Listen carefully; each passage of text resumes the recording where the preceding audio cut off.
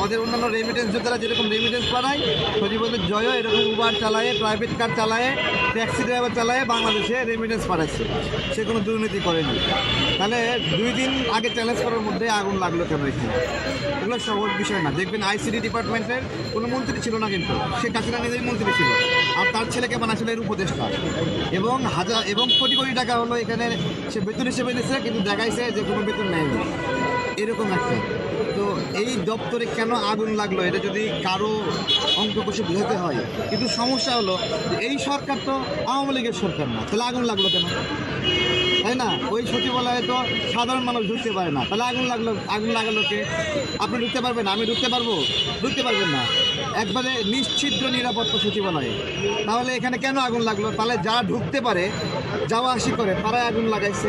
তাহলে যারা যাওয়া আসি করে ওদেরকে ধরেন, তাই নয়? তো এই বিষয়গুলো অনেক সম্পূরক এবং আগুনের যে ধরন, এটা দ্বারা সন্দেহ তৈরি হচ্ছে। আগুন এমনিতে লাগতে পারে, হ্যাঁ, এমনিতে গাছেও তো আগুন লাগে, শুকনা গাছে আগুন লাগে, শুকনা ঘাসে আগুন লাগে, আগুন দিতে হয় না, এমনি আগুন লাগে।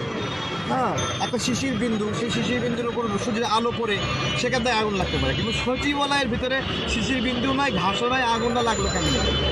এবং 2 জায়গায় আগুন লাগছে। তো এগুলো স্বরাষ্ট্র উপদেষ্টাকে বাইরে রেখে একটা তদন্ত কমিটি করতে হবে। স্বরাষ্ট্র উপদেষ্টাকে যদি তদন্ত কমিটির দায়িত্ব দেন, তাহলে উনি তো নিরাপত্তার দায়িত্বে ছিলেন, ওনার কাছে আমানত ছিল, আমানতের খেয়ানত হয়েছে, উনি আবার তদন্ত করতে পারেন না। ওনাকে বাদ রেখে তদন্ত কমিটি করতে হবে, যাতে করে ওনার গাফিলতি থাকলে ওটার জন্য বের হয়ে আসে। অনেকগুলো বিষয় সম্পূরক আছে, মিলখানা হচ্ছে অনেকগুলো বিষয়। এর মধ্যে হলো তাবলিগ আমাদের ঘটনা ঘটলো, এর মধ্যে আবার এখানে আগুন লাগলো, এর মধ্যে গুপ্ত হত্যা হলো। সামগ্রিকভাবে আইন শৃঙ্খলা রক্ষার বিষয়ে, আইন শৃঙ্খলা রক্ষায় এই সরকারকে 100-র মধ্যে কত দেবেন আপনারা? 100-র ভিতরে কত দেওয়া যেতে পারে যে আইন শৃঙ্খলা রক্ষায় বর্তমান স্বরাষ্ট্র উপদেষ্টা 100-তে 10 পাবেন, 20 পাবেন, 30 পাবেন? না, উনি সাকসেসফুল, 100-তে 100ই পাবেন। আমরা যদি বলেন ধরাই দেই না, ধরাই তো দেই। পাসপোর্ট অফিসের এই ঘটনার কথা একটু আগে বক্তব্যে বললাম। পাসপোর্ট অফিসের এডিজি সেলিনা বানো 7 দিনে 7,500 কোটি টাকা লুটপাট করছে। তার বিষয়ে অভিযোগ দিতে গেছি, উনি অভিযোগে রিসিপ্ট কপি দেবেন না আমাদের। তার মানে এই অভিযোগকে অফিসিয়ালি অভিযোগ হিসেবে উনি গ্রহণই করবেন না। কেন? সেলিনা বানো আপনার কে হয়? পাসপোর্ট অফিসের ডিজি, এডিজি সহ এই যে তাদের দপ্তর, পুলিশ কর্মকর্তা আবদুল্লাহ ইল কাফিকে পাসপোর্ট দিল, এবং আবদুল্লাহ ইল কাফিকে ছাত্র জনতাকে ভ্যানের উপর রাইখে আগুন দিয়ে জ্বালায় মারছে।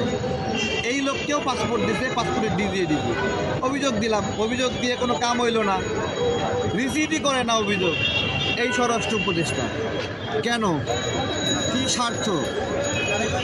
পাসপোর্ট অফিসের ডিজি সেনাবাহিনী থেকে, তাহলে কি সেনাবাহিনী থেকে আসলে সে ফেরেস্তা নাকি? এই ফেরেস্তারাই তো হাসিনাকে বিমানে করে পাঠায় দিচ্ছে ভারতে, তাই না? এখন পাঠায় দিয়ে আমাদের বিরুদ্ধে ষড়যন্ত্র করতেছে, আমরা চোর পুলিশ খেলতেছি। এই হলো অবস্থা। ভাই, আরেকটা বিষয় হচ্ছে সম্প্রতি আমাদের দেশে অনেক চুরি, ছিনতাই এবং সন্ত্রাসী কর্মকাণ্ড হচ্ছে।